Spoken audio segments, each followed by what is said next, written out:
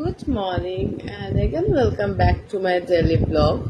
তো আজকে হচ্ছে শুভ সপ্তমী।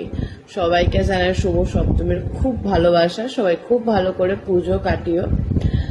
তো এখন বাজে হচ্ছে ঘড়ির কাঁটায় সকাল 8টা, আর আমি ঘুম থেকে উঠে জাস্ট স্নান করে ফ্রেশ হলাম।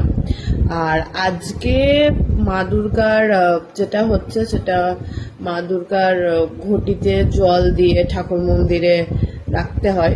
তো সেটাই করব আর তোমাদের সাথে পুরো ভ্লগটাই শেয়ার করব। তো সাথে থাকো আর দেখতে থাকো। তো প্রথমে আমি গাছ থেকে সুন্দর করে ফুলগুলো তুলে নিচ্ছিলাম। আর আমি কিন্তু অনেকটাই লেট হয়ে গেছে, কারণ 8টা বেজে গেছিলো, তাই এটা সকাল সকাল করাটাই ভালো। কিন্তু আমি ঘুমিয়ে গেছিলাম আর বাড়িতে সেরকমভাবে কেউ নেই আজকে, মায়ের তো অফিসে আছে ওই জন্য। তো এই যে আমি এখন ঘটের মধ্যে সিঁদুর দিয়ে দেন আম পাতার মধ্যে সিঁদুর দিয়ে নিচ্ছি। তো আজকে আম পাতাটা পেতলের নিয়েছিলাম, কারণ এরকম আম পাতা পাইনি, তাই বেসিক্যালি না এই পুজো টুজো সব কিছু আমি আমার মায়ের কাছ থেকে দেখে দেখে শিখেছি।